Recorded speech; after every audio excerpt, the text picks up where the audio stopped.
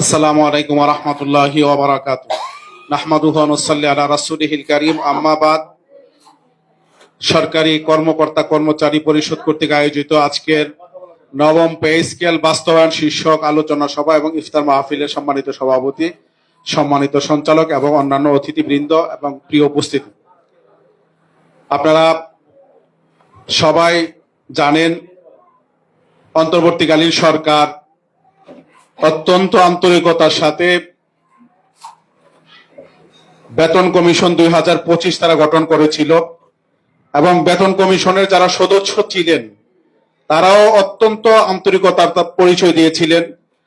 খুব অল্প সময়ের মধ্যে নির্ধারিত সময়ের 21 দিন আগে তারা সরকারের কাছে পে কমিশনের যে রিপোর্ট জমা দিয়েছিলেন, ওনাদেরকে এই পে কমিশনের রিপোর্ট বাস্তবায়নের জন্য যে অর্থ বরাদ্দ দেওয়া হয়েছিল মাত্র 19% অর্থ ব্যয় করে প্রায় 80% অর্থ উদ্বৃত্ত ছিল। এই অল্প টাকা দিয়ে তারা রিপোর্টটি তৈরি করেছেন এবং আমরা লক্ষ্য করেছি সাধারণত পে কমিশনের রিপোর্ট অর্থ উপদেষ্টার কাছে জমা দেওয়া হয় বা অর্থমন্ত্রীর কাছে, কিন্তু আমরা দেখেছি যে অন্তর্বর্তীকালীন সরকার সময় বাঁচানোর জন্য অর্থ উপদেষ্টা নিজে প্রধান উপদেষ্টার পাশে দাঁড়িয়ে সরাসরি রিপোর্টটি জমা নিয়েছেন এবং আমরা এটাও শুনেছি এটি কয়েকটি ধাপে বাস্তবায়ন করার জন্য উপদেষ্টা পরিষদ কিছু অর্থ রেখে গিয়েছেন, কিন্তু অদৃষ্ট কোনো একটি কারণে আমরা দেখেছি আমাদের এই নবম পে স্কেলের প্রজ্ঞাপনটি জারি হয়নি, যা অত্যন্ত দুঃখজনক।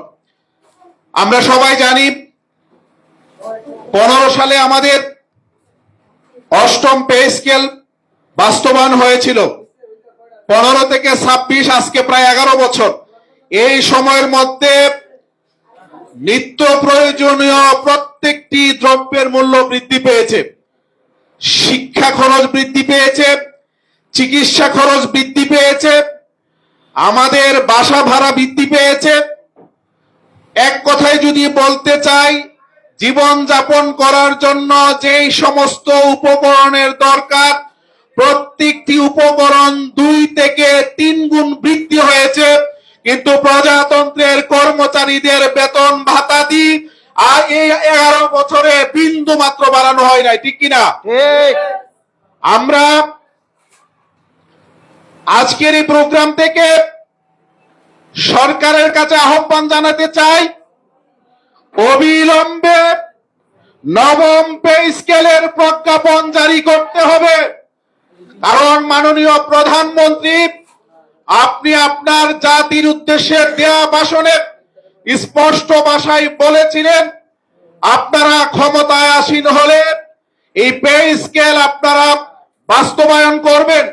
আমরা জানি অর্থনৈতিক চাপ রয়েছে, আমরা চাচ্ছি না এক বাজেট থেকেই আপনি এটা বাস্তবায়ন করবেন। আমরা চাই ধাপে ধাপে, প্রয়োজনে যদি 2টা বাজেটও লাগে, ধাপে ধাপে আপনি অবিলম্বে প্রজ্ঞাপনটা জারি করে দেন এবং প্রয়োজনে কয়েকটি ধাপে আপনি এই পে স্কেলটি বাস্তবায়নের উদ্যোগ গ্রহণ করবেন বলে আমরা বাংলাদেশের প্রজাতন্ত্রের কর্মকর্তা কর্মচারীরা আমরা আশা করছি। আমরা সরকারের কাছে আহ্বান জানাতে চাই, আমরা যেহেতু এটা নিয়ে ইন্টারিম গভর্নমেন্টের সময় থেকে কাজ করছি এবং এখনো কাজ করছি, ইতিমধ্যে রমজান মাসে আমরা কয়েকটি প্রোগ্রাম করেছি পে স্কেল নিয়ে এবং কয়েকটি ইফতার মাহফিলে আমরা এই ব্যাপারে কথা বলেছি। সরকারি কর্মকর্তা কর্মচারী বৃন্দ ইতিমধ্যে সরকারের বিভিন্ন পর্যায়ের মন্ত্রী প্রতিমন্ত্রী এবং যারা পদস্থ যারা আছেন রাজনৈতিক নেতৃবৃন্দ তাদেরকে স্মারকলিপি দিয়েছেন এবং মাননীয় প্রধানমন্ত্রী আপনার দফতরেও ইতিমধ্যে প্রজাতন্ত্রের কর্মচারীদের পক্ষ থেকে স্মারকলিপি দিয়ে পে স্কেল কেন বাস্তবায়ন করতে হবে এই ব্যাপারে 5টি যৌক্তিকতা তারা অত্যন্ত সুন্দরভাবে তুলে ধরেছেন। আমি বিশ্বাস করি শহীদ প্রেসিডেন্ট জিয়াউর রহমানের সন্তান হিসাবে, বাংলাদেশের বারবারের প্রধানমন্ত্রী দেশনেত্রী বেগম খালেদা জিয়ার সন্তান হিসাবে প্রজাতন্ত্রের কর্মচারীদের এই দুঃখ কষ্টগুলো বিবেচনায় নিয়ে আগামী বাজেটের আগে আপনি পে স্কেলের প্রজ্ঞাপনের আপনি জারি করে বাংলাদেশের প্রজাতন্ত্রের কর্মচারীদের মুখে হাসি ফুটাবেন, আমরা এই বিশ্বাস করি। আমরা আপনাকে এইটুকু বলতে চাই, যতদিন পর্যন্ত পে স্কেলের প্রজ্ঞাপন না হবে, প্রতিদিন আমরা পে স্কেলের প্রজ্ঞাপনের দাবি জানাতেই থাকবো, জানাতেই থাকবো। আমরা নতুন আপনারা ক্ষমতায় বসেছেন, আমরা যেহেতু প্রজাতন্ত্রের কর্মচারী, আপনাদের সকল নির্দেশনা তৃণমূলে আমরাই বাস্তবায়ন করি।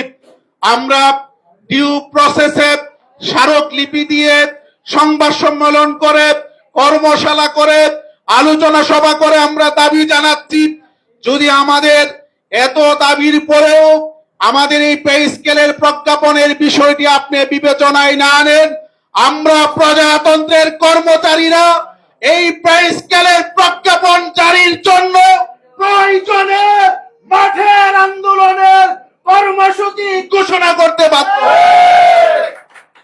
আমরা আশা করি এটা প্রয়োজন হবে না, কারণ শিক্ষামন্ত্রী মহোদয় ইতিমধ্যে ঘোষণা দিয়েছেন যে শিক্ষকদের বিগত সময়ের মতো আর মাঠে আন্দোলন করতে হবে না। যৌক্তিক দাবি দেওয়া শিক্ষকদের দাবি দেওয়া পূরণ করবে রাষ্ট্র। আমি বিশ্বাস করি একই বক্তব্য প্রজাতন্ত্রের সকল কর্মকর্তা কর্মচারীদের জন্য হবে। আমরা বিশ্বাস করি আপনি এই প্রজাতন্ত্রের কর্মচারীদের কথা চিন্তা করে, যাতে মাঠের কোনো আন্দোলনে আমাদেরকে যেতে না হয়, আমাদের এই যৌক্তিক দাবি মেনে নিয়ে অবিলম্বে পে স্কেলের প্রজ্ঞাপন আপনি জারি করবেন, সে আশাবাদ ব্যক্ত করে আপনার সরকারের উত্তরোত্তর সমৃদ্ধি এবং সুনাম কামনা করে, আপনার সুস্বাস্থ্য কামনা করে, শহীদ প্রেসিডেন্ট জিয়াউর রহমান এবং বেগম খালেদা জিয়ার রুহের মাগফিরাত কামনা করে আমি আমার সংক্ষিপ্ত বক্তব্য শেষ করছি। আল্লাহ হাফেজ। আসসালামু আলাইকুম ওয়া রাহমাতুল্লাহ। ধন্যবাদ আমাদের সম্মানিত অতিথি, বাংলাদেশের নয়নের মণি এমপিওভুক্ত শিক্ষক সমিতির সম্মানিত সদস্য সচিব জনাব অধ্যক্ষ দেলোয়ার হোসেন আজিজি স্যারকে। এই পর্যায়ে বক্তব্য রাখার জন্য আমি সবিনয় অনুরোধ করছি, যিনি সারা বাংলাদেশের মধ্যে একজন বর্ষিয়ান কর্মচারী নেতা। সারা বাংলাদেশের সবাই যখন আল্লাহর ডাকে সাড়া দিয়ে চলে গেছেন, ইতিমধ্যে তিনি আমাদের মাঝে রয়ে গেছেন। আমরা আসলে সৌভাগ্যবান, এরকম একজন নেতাকে আমরা আজকে পেয়েছি। বিভিন্ন কর্মচারীদের অধিকার আন্দোলন সংগ্রাম করতে গিয়ে তার নেতৃত্বে কিন্তু আমরা সফল হয়েছি।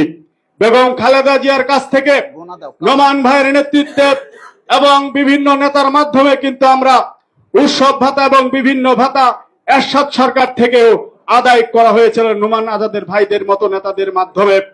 আজকের এই ইফতার মাহফিলে আমি শ্রদ্ধা ভরে স্মরণ করছি মরহুম আজিজুর রহমান আজিজ ভাইকে, আব্দুল আজিজ ভাইকে।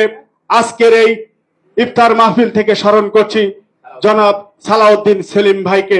এরকম অকুত ভাই সৈনিকেরা কর্মচারীদের অধিকার আদায় করতে গত হয়ে গেছেন, যারা সকলের রুহের মাগফিরাত কামনা করছি। এই পর্যায়ে আমি বক্তব্য রাখার জন্য অনুরোধ করছি কর্মচারীদের বর্ষিয়ান নেতা, বাংলাদেশ সরকারি কর্মচারী সমন্বয় পরিষদের সম্মানিত চেয়ারম্যান জনাব নোমানুল জামান আল আজাদ নোমান ভাইকে বক্তব্য নিয়ে আসার জন্য অনুরোধ করছি। অনেক ইতিহাস তার কাছে জানতে পারবেন।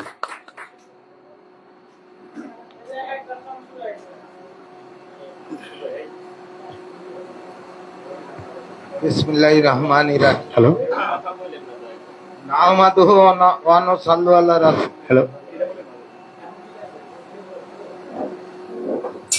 আজকের মাহে রমজানের আজকের এই দিনে ইফতারের পূর্বক্ষণে বাংলাদেশ সরকারি কর্মকর্তা কর্মচারী কল্যাণ সমিতি কর্তৃক আয়োজিত অনুষ্ঠানে সংগ্রামী সভাপতি উপস্থিত, এই সংগঠনের সদস্য সচিব, আশিকুল ইসলাম আশিক এবং একটু আগে যারা বক্তব্য পেশ করলেন, এমপিভুক্ত শিক্ষক জাতীয় ফোরাম এর আহ্বায়ক অধ্যক্ষ দেলোয়ার হোসেন আজিজি ভাই, বক্তব্য রেখেছেন আমাদের রফিকুল আলম ভাই 17-20 গ্রেডের সংগ্রামী সভাপতি, এবং আরো অন্যান্য নেতৃবৃন্দ বক্তব্য রেখেছেন। এখানে বাংলাদেশ সরকারি কর্মচারী সমন্বয় পরিষদের ঢাকা মহানগর কমিটির সংগ্রামী সভাপতি রফিকুল ইসলাম মামুন ভাইও বক্তব্য রেখেছেন। তো আমি যখন এখানে প্রবেশ করছিলাম তখন আমাদের একজন সংগ্রামী নেতা বক্তব্য রাখছিলেন, যিনি বোধহয় গত আন্দোলনে, বেতন কমিশনের আন্দোলনের তারিখে আহত হয়েছেন, হেলাল ভাই। এবং এই হেলাল ভাইকে নিয়ে আমরা অনেক উদ্বিগ্ন ছিলাম, অনেকে চিন্তিত ছিলাম তার অবস্থা কারণে। অনেক পরে সঠিক অবস্থাটা জানা গেছে। তবে আজিজি ভাই সহ আজকে এখানে আপনারা অনেক বিভিন্ন দপ্তর প্রতিষ্ঠানের সংগঠনের প্রতিনিধিবৃন্দ আছেন। আপনাদেরকে এটুকু বলবো যে গত 8টা